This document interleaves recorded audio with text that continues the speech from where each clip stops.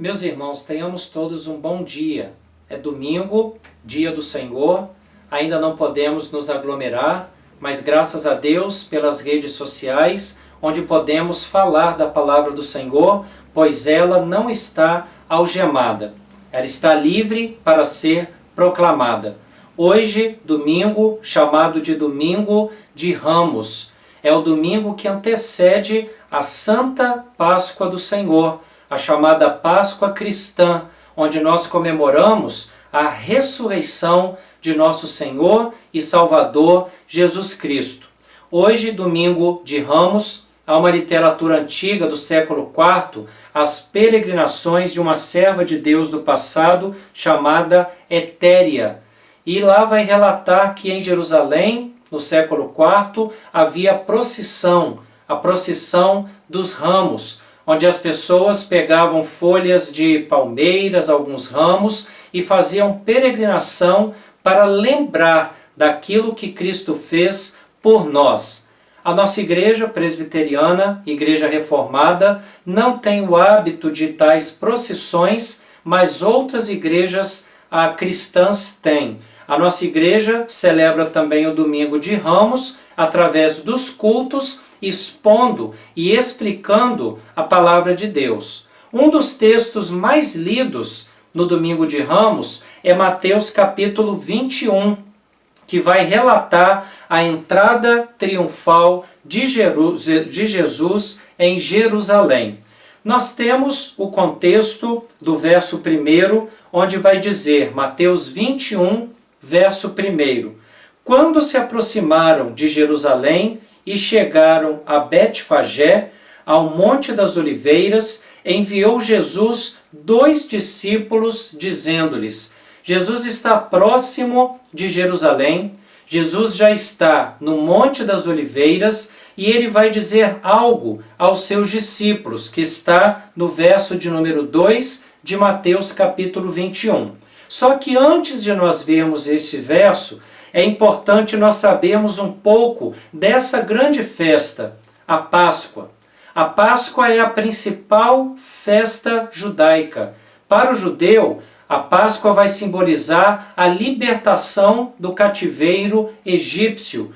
É uma festa familiar, onde as pessoas saem de suas casas, aquelas que não moram na capital, em Jerusalém, e vão peregrinar rumo à Cidade Santa, vão subir rumo a Jerusalém. Uma festa grande, uma festa bastante conhecida, que aglomerava muitas pessoas. Jesus Cristo, sendo judeu, também ia à festa da Páscoa.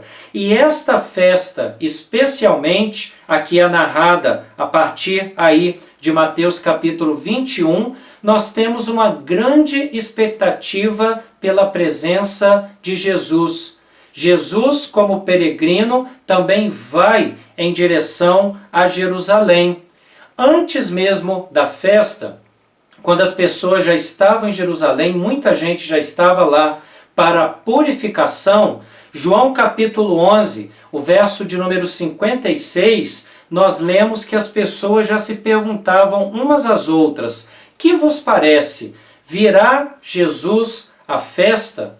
Então a chegada de Jesus era esperada pela multidão do povo. E essa entrada triunfal de Jesus em Jerusalém tinha também um aspecto de renovar no povo a esperança messiânica. Como que o povo judeu via o Messias? O povo via o Messias como um político, como um guerreiro, como alguém que iria libertar Israel do jugo dos romanos. Então era esperado alguém de poder, de potência, de força. Era assim que o povo judeu esperava o seu Messias. E lembremos, toda essa expectativa do Messias guerreiro, rei e político eram lançados na pessoa de Jesus Cristo. Alguns fatos contribuíram para que o povo esperasse que Jesus se revelasse o Messias guerreiro e poderoso em sua entrada em Jerusalém. Uma delas, a ressurreição de Lázaro, narrada em João capítulo 11. Ora, o povo pensava, este Jesus tem poder para ressuscitar dos mortos. É o Messias que precisamos. Ele vai, no momento correto, manifestar este seu poder. E aí vai ser revelado a todo mundo que ele é o rei político e guerreiro de Israel.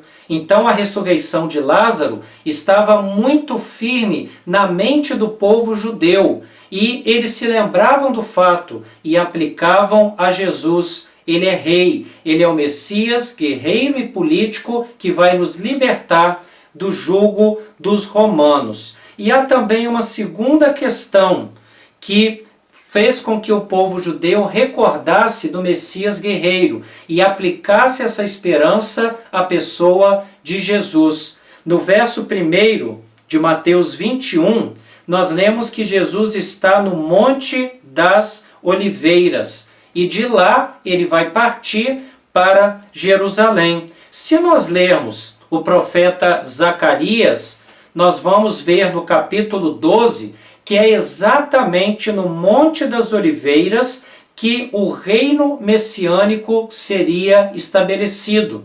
Então, aqueles que conheciam o Antigo Testamento, profeta Zacarias, capítulo 12, se Jesus parte do Monte das Oliveiras e há uma profecia que diz que dali o reino messiânico será estabelecido, é só ligar profecia à realidade, à história de Jesus. Então havia todo um clímax, havia todo um contexto para que o povo judeu em Jerusalém aguardasse que Jesus iria se manifestar como rei político. Só que o ambiente não era apenas favorável a Jesus. Lá em João capítulo 11, verso 57, nós lemos: Ora, os principais sacerdotes e os fariseus tinham dado ordem para, se alguém soubesse onde Jesus estava, denunciá-lo a fim de o prenderem. Então nós temos também uma oposição à pessoa, ao ministério e a tudo aquilo que Jesus vai representar. Jesus não é só esperado ali em Jerusalém com expectativa. Há um grupo que tem inveja, há um grupo que não quer vê-lo ali, ou há um grupo que quer que ele seja preso, humilhado na sua chegada ou na sua permanência na cidade de Jerusalém. Agora vejamos o verso 2 de Mateus 21. Vimos que Jesus está no Monte das Oliveiras e ele dá uma ordem a 2 de seus discípulos para irem até a aldeia que está diante dele e iam achar uma presa, uma jumenta e com ela um jumentinho. E a ordem de Jesus é para eles desprendê-los e trazê-los à sua presença. E Jesus ainda vai dizer no verso 3 que se alguém fosse contra, a resposta daqueles 2 discípulos deveria ser: o Senhor precisa deles.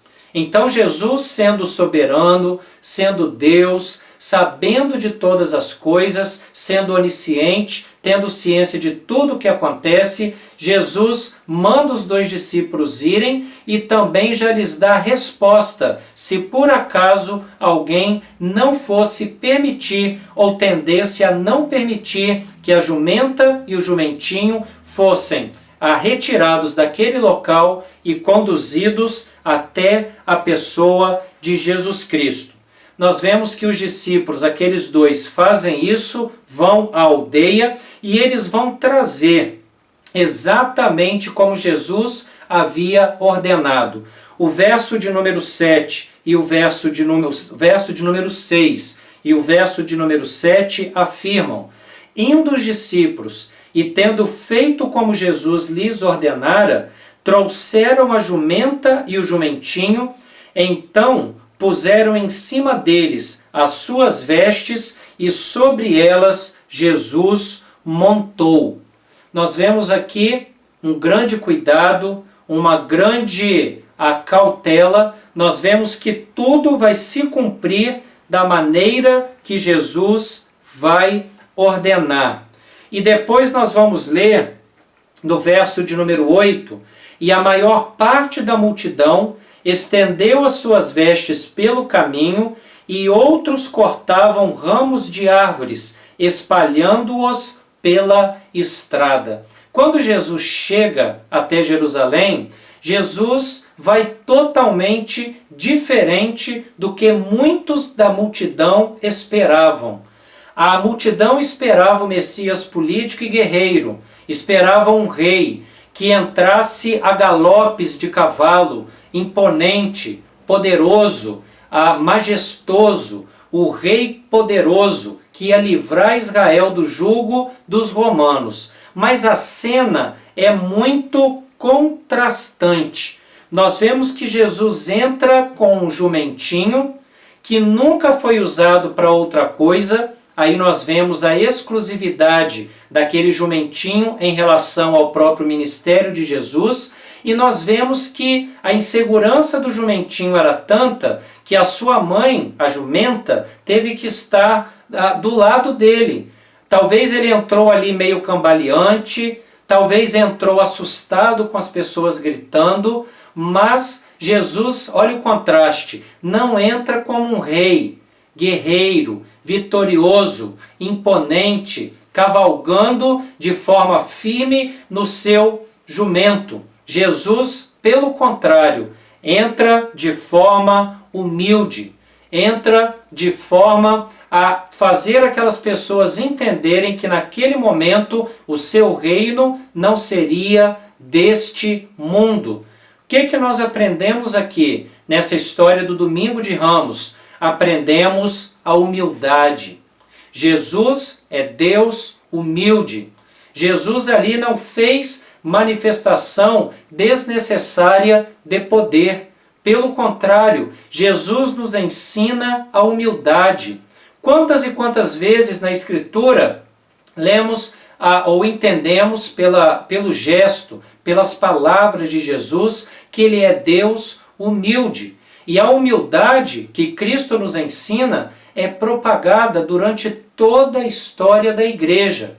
Por exemplo, João Clímaco, lá no século VI, na obra chamada Escada do Paraíso, vai falar que a terceira fase, a fase da maturidade do cristão, depois da renúncia do mundo, depois do vencimento das suas paixões terrenas, são virtudes. E uma delas é a humildade. Ser humilde é vontade de Deus para cada um de nós. Esse exemplo de Jesus deve ser seguido. Ele é manso, ele é humilde, e nós também devemos fazer o possível e o impossível para sermos humildes na presença de Deus. É um grande exemplo que esse texto de Mateus 21 vai nos ensinar. Você tem sido humilde diante de Deus?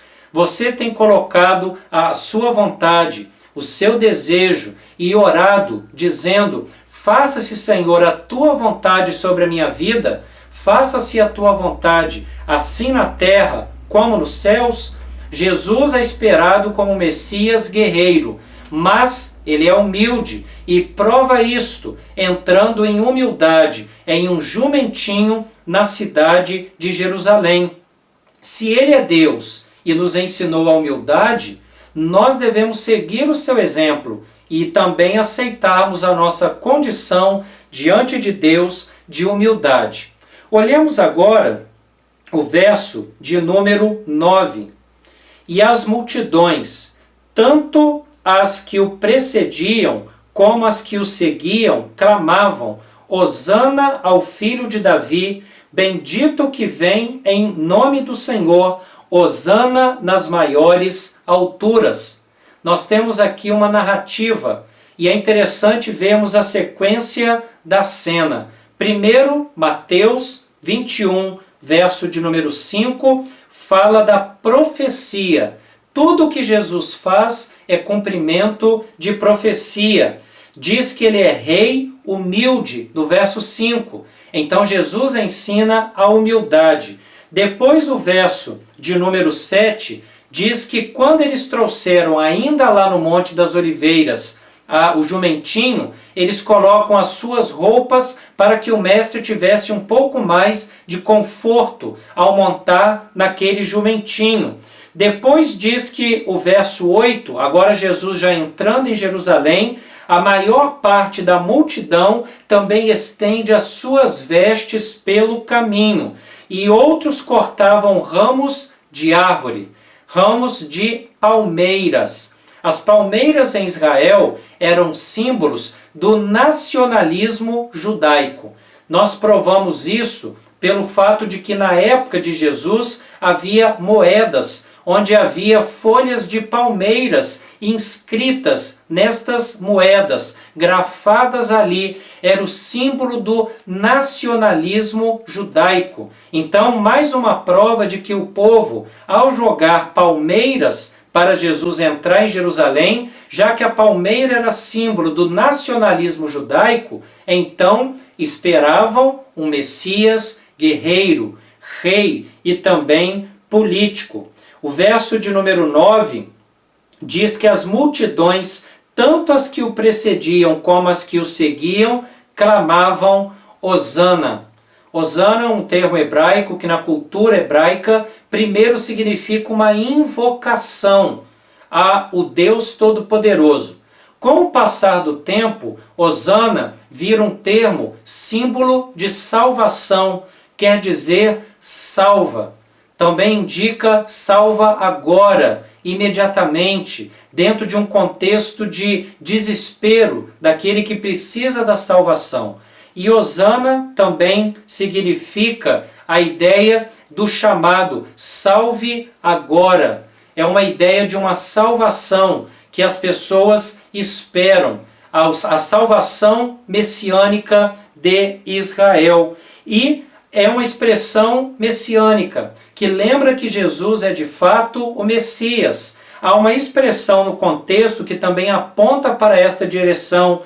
As pessoas clamavam Hosana ao filho de Davi. Tanto Hosana como a expressão filho de Davi são expressões ou palavras, termos messiânicos. Indicam que Jesus foi reconhecido naquele momento por grande parte da multidão como Messias, aquele que viria em um nome de Deus. Então é uma entrada poderosa, diante da multidão.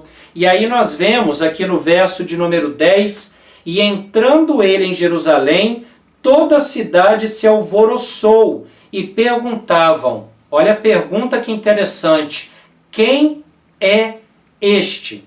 Esta é uma das perguntas mais sublimes, mais interessantes, pergunta de cunho existencial, porque a sua resposta toca na vida de cada indivíduo que se depara com ela.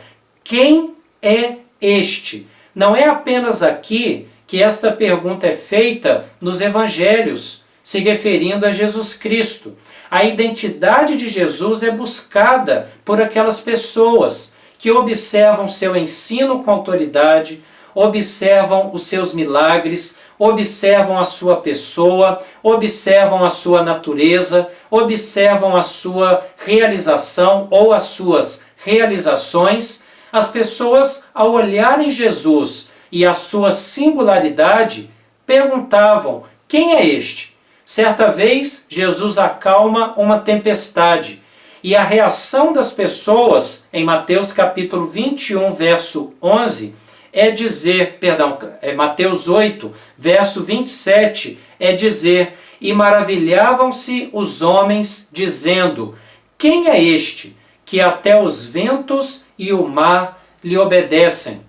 Mateus capítulo 8, o verso de número 27. As pessoas queriam saber quem é Jesus, de onde ele veio, o que ele faz, qual é a sua origem, qual é a sua natureza, o que ele representa. Então eles vão perguntar quem é este. E é a mesma pergunta que é feita em Mateus 21, o verso de número 10. A multidão vendo Jesus, a multidão vendo grupo da multidão vendo outros clamando Hosana, falando que Jesus é o filho de Davi, uns perguntam aos outros, quem é este? E aí o próprio verso 11 de Mateus 21, a própria multidão responde. Elas clamavam, este é o profeta Jesus de Nazaré da Galileia.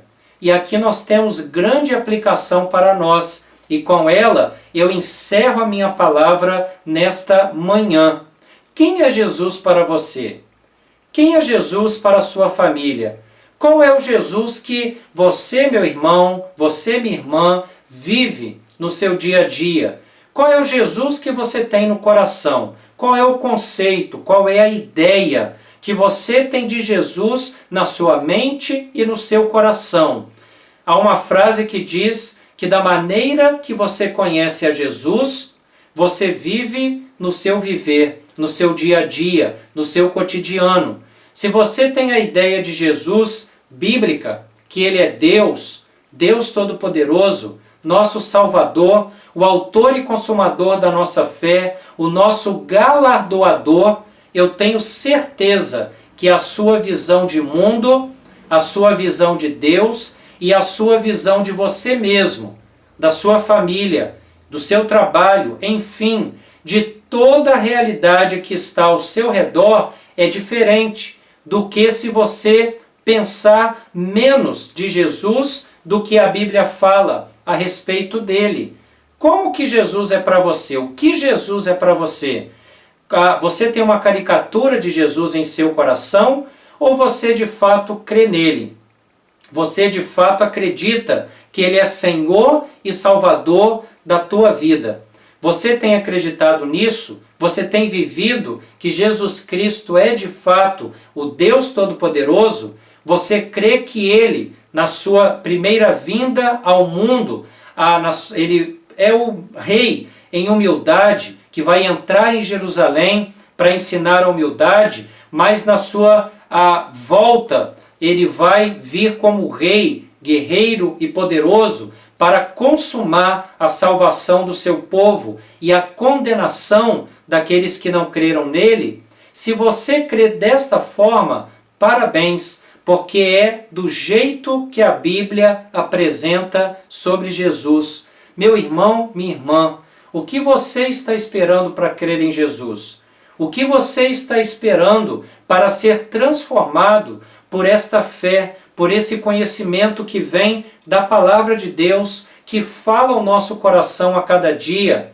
Creia em Jesus como seu único e suficiente Salvador.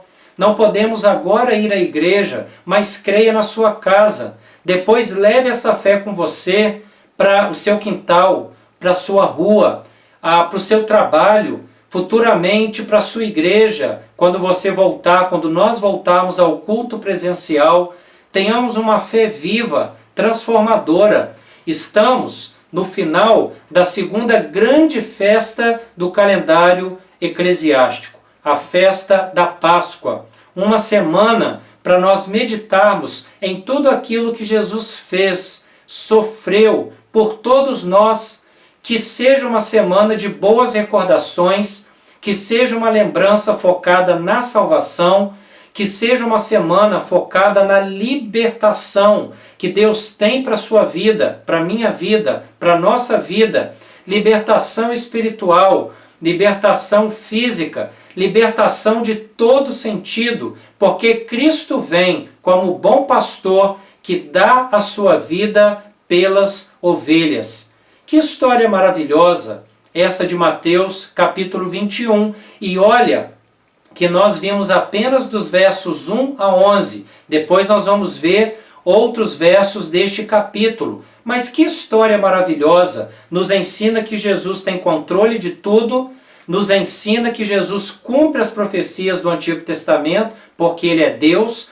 Mateus 21 também nos ensina a humildade de Jesus Cristo. Esse texto também nos ensina que Ele é o filho de Davi, que a palavra Hosana, salve, neste momento pode ser aplicada a Ele, porque Ele é de fato Salvador, e também nos ensina que nós devemos nos perguntar: quem é este? Quem é Jesus para cada um de nós? Para que tenhamos uma fé viva, dinâmica e diária, a cada dia a natureza de Cristo sendo apresentada ao nosso coração através da palavra de Deus. Se alimente da palavra, ore, tenha devoção, tenha piedade no coração e que você seja abençoado, sustentado e guardado por esta graça, esta misericórdia do Cristo que veio, padeceu sim, sofreu sim, mas também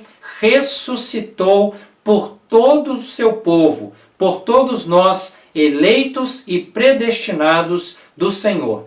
Que Deus te abençoe, que Deus nos abençoe e que tenhamos um excelente domingo na presença de Deus e uma semana de recordação, de festa e de saber que o nosso Redentor sofreu, mas também ressuscitou, está sentado à direita de Deus Pai Todo-Poderoso, de onde há de vir um dia para julgar o mundo e todas as pessoas, retribuindo, dando galardão àqueles que merecem e também condenando aqueles que não creram nele. Deus nos abençoe, vamos orar ao Senhor, consagrando a nossa vida e a nossa história ao Senhor. Oremos. Senhor, muito obrigado pelos ouvintes que tenho diante de mim neste momento, agora virtualmente, cada um no seu lar, cada um na sua casa, a pais, a mães, esposos, esposas, filhos, primos, sobrinhos, netos, amigos também que podem estar presentes nestas casas. Eu peço que o Senhor abençoe a cada um neste momento, que cada um sinta o teu poder, que cada um sinta a tua mão, que cada um sinta a bênção que vem do Senhor para cada um de nós, que cada pai, mãe, todos os familiares sejam sustentados, abençoados e que o Senhor nos proteja de todo mal, não nos permita cair em tentação espiritual, não nos permita cair em enfermidade espiritual ou física. Fale sempre ao nosso coração, proteja os nossos lares, que nós possamos ver a manifestação do teu poder, da tua graça e também da tua misericórdia. Fica conosco, abençoe a cada lar da nossa amada Igreja Presbiteriana 9 de abril, que sejamos encontrados fiéis, abençoados e sustentados pelo Senhor. Fale ao nosso coração e nos abençoe, que brevemente nós possamos ter o privilégio de ir à tua casa, de ter a porta da igreja aberta para cultuar ao Senhor as famílias ali presentes em adoração, dinâmica e fé na tua presença. Nos fortalece, nos abençoe, nos dê fé e sempre a vitória em Cristo Jesus. É a oração que te faço em Cristo Jesus, hoje e sempre. Amém e amém. Deus te abençoe, meu irmão. Deus te abençoe, minha irmã. E até logo mais à noite com mais uma mensagem da parte do Senhor para o nosso coração. Amém.